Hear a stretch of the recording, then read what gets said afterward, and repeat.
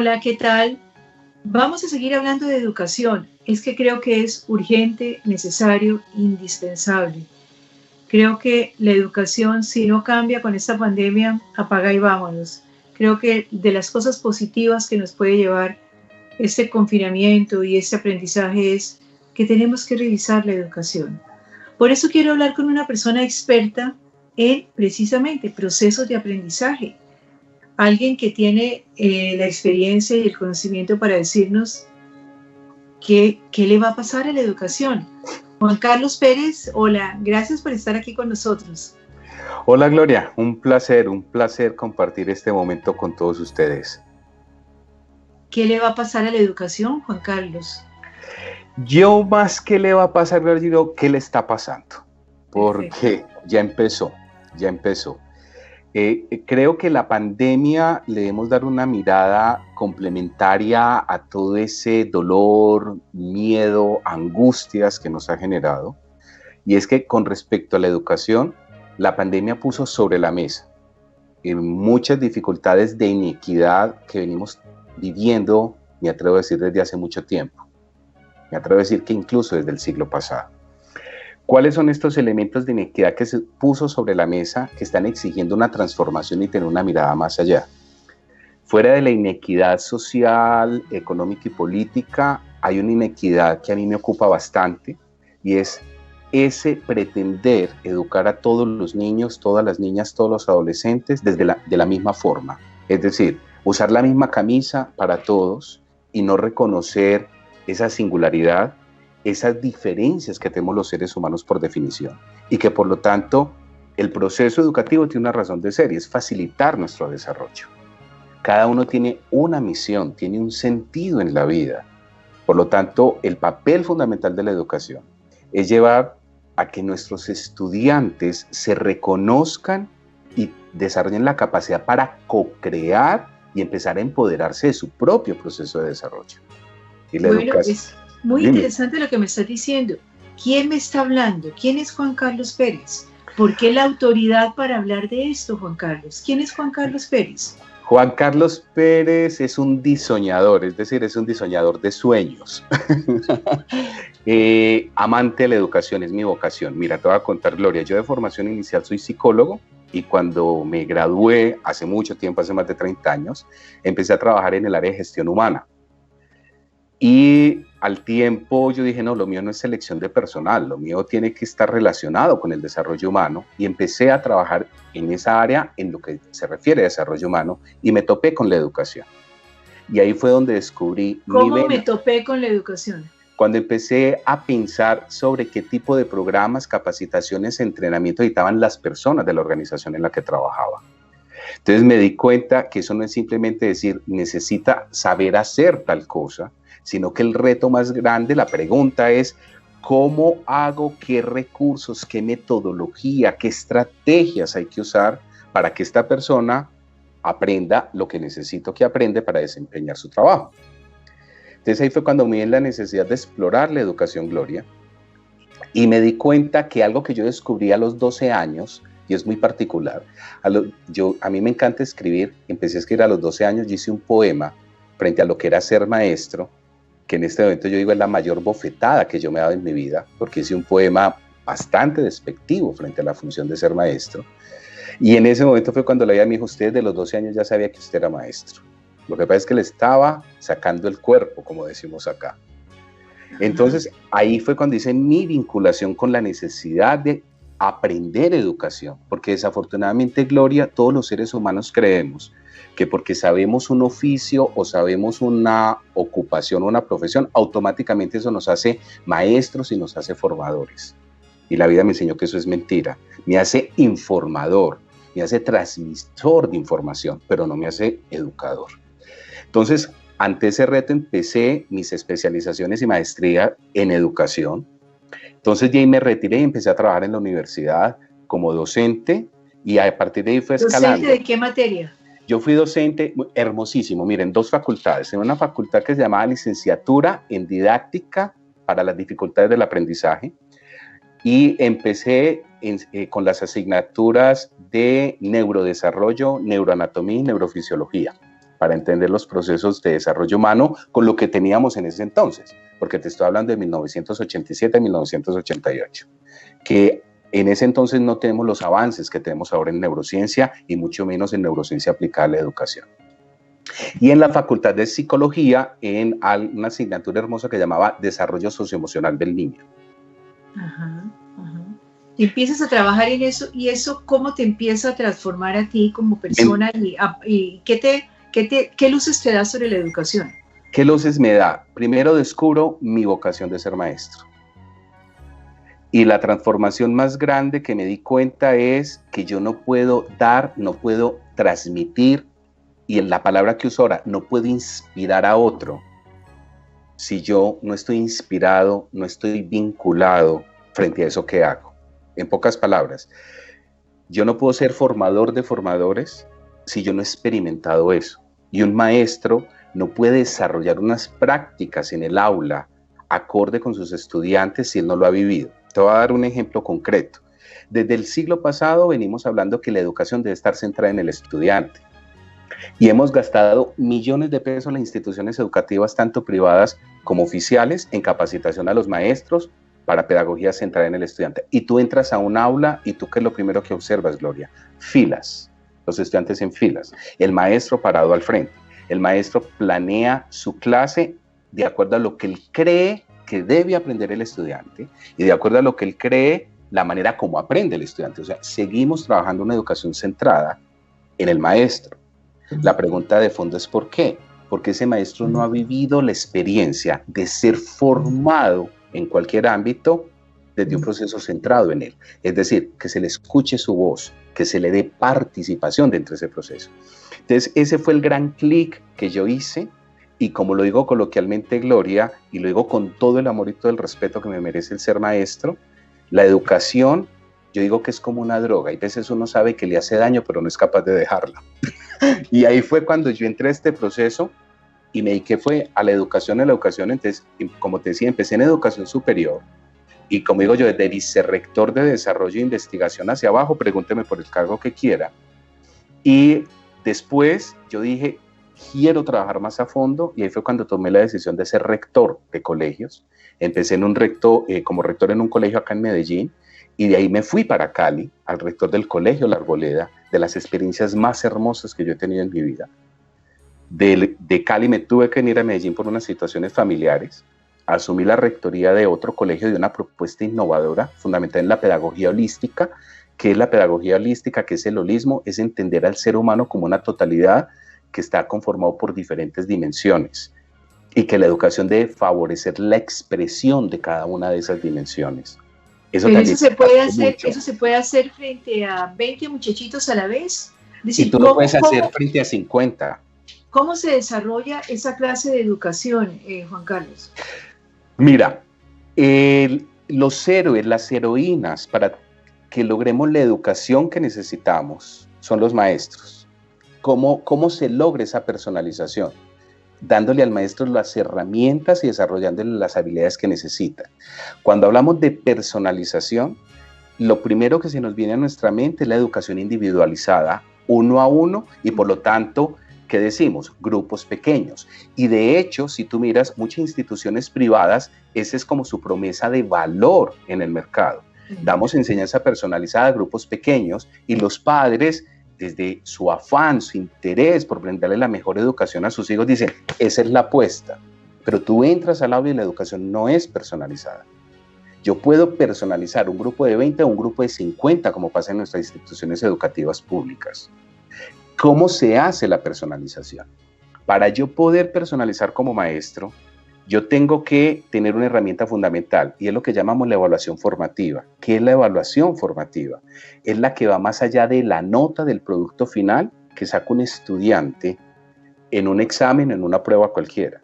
La evaluación formativa es la información que yo como maestro debo sacar de frente a ese proceso, a ese objetivo, a esa competencia que yo estoy desarrollando en mi estudiante.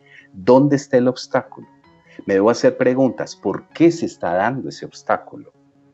Y esa es la información que yo tomo para personalizar desde 4 variables. ¿Cuál es la primera variable? Una, llevar a que el aprendizaje sea auténtico. ¿qué quiere decir auténtico? La pregunta que yo me tengo que hacer como maestro es, esto que mi estudiante debe abordar, ¿cuál es el por qué y el para qué de él? Yo no sé si a ti te pasó, Gloria, pero yo terminando mi colegio, que ya tenía muy claro que me iba por las humanidades, yo decía, pero yo ¿para qué tengo que ver cálculo? Si yo voy a ser psicólogo, pero ¿por qué tengo que ver integrales? Es decir, para mí eso no era auténtico porque no tenía un sentido frente a mi vida. Con eso no estoy diciendo y que... la idea es que eso sea vigente. Claro, que yo, de acuerdo con mi proyecto de vida, le dé al cálculo un sentido. Es decir, yo no necesito el cálculo para ser ingeniero. Yo necesito el cálculo porque me está desarrollando más mi capacidad de pensamiento analítico. Y el pensamiento analítico es algo que yo necesito para hacer lo que quiero hacer. Pero mientras que no se le venda al estudiante esa mirada, el cálculo, ¿para qué me sirve? Pues? ¿Para qué me sirve? O a los que se van por las matemáticas, ¿yo para qué tengo que ver las humanidades? O lo que decimos en la universidad, las asignaturas relleno. Es decir, esa asignatura a la que yo como estudiante no le doy valor es porque no me permitieron que fuera auténtica para mí. ¿Qué es auténtico? Dar respuesta al por qué y el para qué. Entonces, el por qué es relacionado con el proyecto de vida que yo voy construyendo, que finalmente es la razón de ser de la educación. La razón de ser de la educación no es que me gradúe como bachiller o como universitario, es que yo vaya construyendo mi proyecto de vida. Pero está a años luz de tener ese objetivo la educación. Pero ya lo estamos haciendo, Gloria. Ya lo estamos haciendo y esa es de las bonitas cosas que la pandemia puso sobre la mesa. Es decir, si miramos las estadísticas actuales nos podemos preocupar enormemente. ¿Por qué? Porque el nivel de desconexión, es decir, la desvinculación emocional de los estudiantes frente al proceso educativo cada vez está más alta. ¿Y eso en qué se está evidenciando? En abandono escolar. Y el otro elemento es que los resultados están dando un rezago en el aprendizaje. ¿Qué quiere decir esto? Que la pandemia, que está diciendo, estos aprendizajes no están haciendo auténtico para los estudiantes. ¿Qué están haciendo? Están abandonando. Entonces, ya se le empezó a dar. El otro elemento de autenticidad es que tenga razón de ser con el entorno en el que yo me muevo como estudiante. Pero virtualmente es imposible. No, señora. Sí. ¿Dónde está el problema, Gloria? Que a nosotros no nos formaron para esto. O sea, voy a hacer aquí un pequeño paréntesis. Esto me lo vas a contar ahora, después de comercial. Ok, Glorita.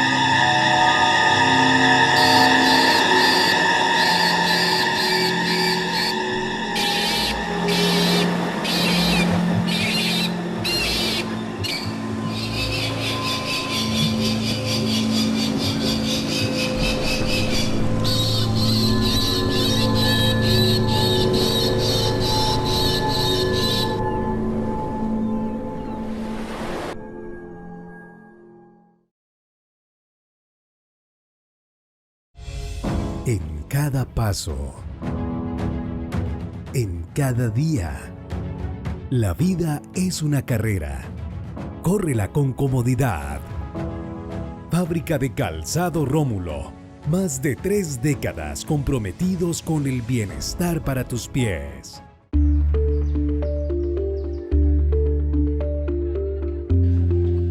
Yolanda, ¿para dónde vas? Voy a vacunarme. Yo no creo en eso.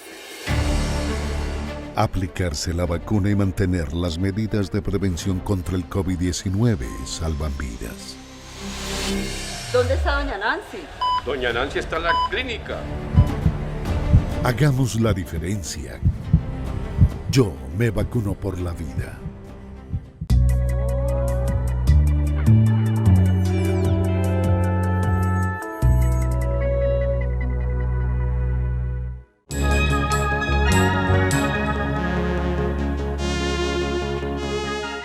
Bueno, te estaba preguntando que virtualmente no y me has dicho que sí, virtualmente se puede hacer esa educación con un por qué y un para qué. Claro, Gloria. Mira, ¿dónde está la situación? No nos formaron para eso. Y aquí voy a hacer un pequeño paréntesis. Tenemos una data de un estudio muy claro. En el 2035, Gloria, del 35 al 40% de las ocupaciones actuales van a desaparecer. Y en el 2050 se espera que desaparezcan el 80%. De y todo lo que se está haciendo hoy en día, de las exactamente. 2035 es dentro de 14 años. A la vuelta de la esquina. Es decir, los niños que están ahora en kinder, cuando salgan del bachillerato, ya van a entrar a una universidad que si la universidad no ha mirado otras posibilidades, si ellos no tienen las competencias, ya les estamos robando el futuro, como lo dijo John Dewey hace mucho tiempo. Si educamos a nuestros hijos enfocados exclusivamente en resolver la necesidad presente, les estamos robando el futuro. Entonces, ¿qué fue lo que trajo la pandemia? Tenemos que irnos a la virtualidad. ¿Y qué hicieron la mayoría de los docentes? Como no teníamos la formación ni la capacitación, y eso también va de la mano de las decisiones de los gobiernos, lo que se hacía presencial lo llevaron a una pantalla. Y al llevarlo a una pantalla, a ellos, ¿qué es lo único que les preocupa? Contenido, contenido, contenido, contenido. Y por eso no estamos dando resultado. Porque como lo ha demostrado la neurociencia, y como dice Francisco Moro, un autor español, sin emoción no hay aprendizaje. ¿Qué quiere decir esto? Para yo personalizar, para mí primero como maestro es la conexión y después el contenido. Si virtualmente los 45 minutos que yo tengo de pantalla, yo utilizo el inicio de mi clase a hacer la conexión con el estudiante, a vincularlo emocionalmente a ese proceso y utilizo las herramientas de aprendizaje combinado, que eso es el otro elemento de la personalización y el desarrollar la autonomía del estudiante, o como se dice también, el agenciamiento, yo lo voy haciendo.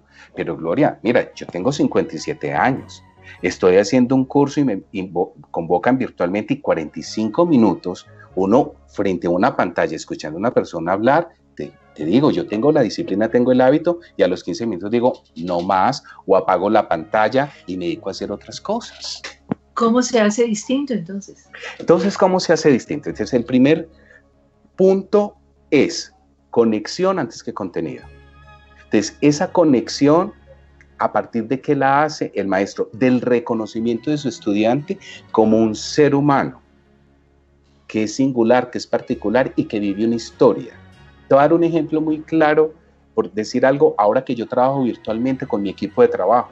Cuando yo empiezo una reunión, yo hago siempre la conexión y cuando hago la conexión, muchas veces digo, ok, vamos a empezar, cada uno va a compartir una buena noticia de su vida hoy. Comparto una buena noticia de su vida hoy. Y ahí hacemos esa conexión.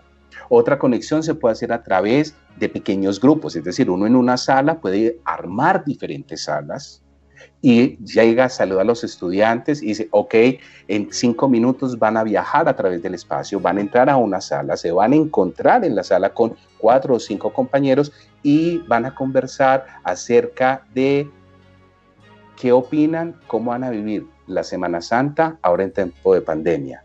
Les estás dando un sentido, porque esa es la preocupación del estudiante. Pero ahora. Yo acá, de papá o mamá viejo, digo, están perdiendo el tiempo. Yo no los estoy matriculando en el colegio para que conversen. Me encanta esa posición, Gloria, porque yo amo los papás. Y si algo aprendí yo en mis 15 años como rector fue los papás. Mira, los papás, ¿yo cómo te los defino? Te los defino como unos seres humanos amorosos que quieren darle lo mejor a sus hijos, pero no tienen claridad en qué es lo mejor. ¿Por qué? Porque determinan lo mejor con base en tengan lo que yo no tuve, logren lo que yo no logré. Es decir, ellos son el punto de referencia para sus hijos. En este proceso, y te voy a decir, nosotros hay un colegio en Barranquilla con el que venimos trabajando hace 7 años, que ya manejan esto. Por eso te digo, si es posible, ya se está haciendo. Ya manejan esto y uno de los trabajos interesantes que tuvimos que hacer fue con los padres de familia, ayudarles a cambiar esa mentalidad. Te hago una interrupción y seguimos aquí. ¿Ya hay egresados de ese colegio? Sí, señora. ¿Y qué personaje sale de ese colegio con esa marca distinta? ¿Es un ser humano diferente? Es un ser humano en cuanto a esas cualidades de responsabilizarse de su existencia, de tener voz, de colaborar, es decir, tiene lo que llamamos las competencias fundamentales del siglo XXI. ¿Cuáles son las competencias fundamentales del siglo XXI? La primera, y eso tú lo encuentras en todas partes, si tú miras el reporte que hizo la Organización Interamericana de Desarrollo e Innovación Educativa el año pasado, dice, la primera competencia son habilidades socioemocionales. Y las habilidades socioemocionales van más allá de los emoticones y las caritas felices. Pues tú lo sabes mejor que yo. Entonces, son egresados que se reconocen por habilidades socioemocionales, pensamiento creativo, que es la expresión máxima del pensamiento. ¿Por qué? Porque la creatividad es la capacidad que tú tienes de resolver problemas de manera innovadora, porque el reto que tenemos ahora no es resolver problemas. Para eso tenemos un computador y la tecnología está avanzando a tal punto que por eso nos van a reemplazar en muchas ocupaciones. Mi valor agregado es cómo resuelvo eso de manera innovadora. Voy generando valor frente a lo que se hace. Todo lo que tiene que ver con el trabajo colaborativo, todo lo que tiene que ver con la construcción de comunidades, eso es lo que tú notas en eso. Y desde mi punto de vista humanista, lo que más destaco en ellos es que son seres humanos autónomos realmente. No le echan la culpa a la vaca, es decir, ellos ya se hicieron responsables de todo lo que ocurre en la vida. Depende de las decisiones que yo tome, y las decisiones que yo voy tomando son las que van dando las distintas posibilidades de cómo se va dando mi vida. Bueno, entonces ya es ese personaje. Devolvámonos a papá y a mamá que están en clase y que están diciendo... Ok. Entonces, el primer trabajo que hay que hacer es con papá y mamá. ¿Cuál es el primer trabajo que hay que hacerles? Explicarles que la educación no es recibir información. La razón de ser de la educación es transformar.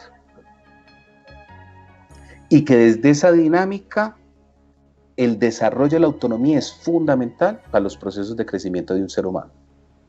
Porque nosotros no podemos supeditar nuestro desarrollo a un tercero. Yo tengo que tener la capacidad de ir tomando las decisiones frente a mi desarrollo. Busco recursos, llámese maestro, llámese una institución, llámese un coach, llámese un mentor, llámese un tutor, lo que tú quieras en la medida en que tú vas evolucionando en tu vida. Pero finalmente las decisiones las tomas tú. Que el papel de papá y mamá es coadyuvar en ese proceso, pero no es matricularse con el hijo. Yo como ¿No se están rector, metiendo demasiado hoy los papás en esa educación? ¿No se están metiendo demasiado? pienso que sí. Es decir, cuando la legislación nuestra en educación cambia y se dice que es importante darle a los padres de familia voz en los sistemas educativos, yo estoy completamente de acuerdo. ¿Por qué? Porque es que el primer agente educador de un ser humano son sus padres. Pero eso se confundió, porque ¿qué pasa? Todos los papás ya saben de pedagogía, todos los papás saben de psicología, y si no saben se lo inventan o leen información en Google que puede ser no muy confiable. Entonces no están participando, sino entrometiéndose en el proceso. Y el otro elemento que yo, digamos, recopilé de mi experiencia como rector durante 15 años de los padres de familia, es que cada vez vamos teniendo padres de familia, generaciones de padres de familia, Gloria, más sobreprotectores. Les da miedo que sus hijos cometan errores y corran riesgos. Y resulta que yo aprendo con base en el error. Yo no puedo quitar la posibilidad del error, porque el error es la mayor fuente de aprendizaje. Entonces tenemos unos papás que no quieren que sus hijos cometan errores, eso los lleva a sobreproteger. Entonces, ¿qué hacen? En vez de dejar que el niño viva el proceso, se intrometen y viven el proceso por sus hijos. Frase muy común de los papás, Glorita: no, me tengo que retirar ya de esta conversación que tenemos tan rica porque tengo una tarea de matemáticas. Y yo, ¿y es que usted cuándo se matriculó en el colegio? Usted el colegio ya lo pasó hace rato. Y eso los hace sentir que son responsables del proceso educativo. Y resulta, y voy a ser un poquito duro, esa es una expresión de irresponsabilidad. Hay un texto viejito de Saint-Exupéry que ya no sé si se considera, llama el amor responsable. De las cosas más difíciles que uno debe aprender como ser humano y que debe aprender como papá, porque aquí hago la cuña, yo soy papá hace 20 años y decidí colgar el diploma de psicólogo, los diplomas de educador y vivir la experiencia. Y ha sido la mayor fuente de aprendizaje. ¿En qué? Amar responsablemente, para mí implica 3 cosas. Reconocer que mi hijo es completamente diferente a mí, es un ser humano independiente. Segundo, aprender a reconocer quién es y no quién yo me imagino que sea. Y tercero, respetarle el libre albedrío. Es decir, con estas 3 cosas chéverísimas vamos a terminar, pero para ponerlas de comienzo de nuestro próximo programa. Se nos acabó el tiempo y espero que ustedes sigan con nosotros en una interesantísima conversación. ¿Para dónde va la educación? Nos vemos la próxima semana. Muchas gracias, que la pasen bien.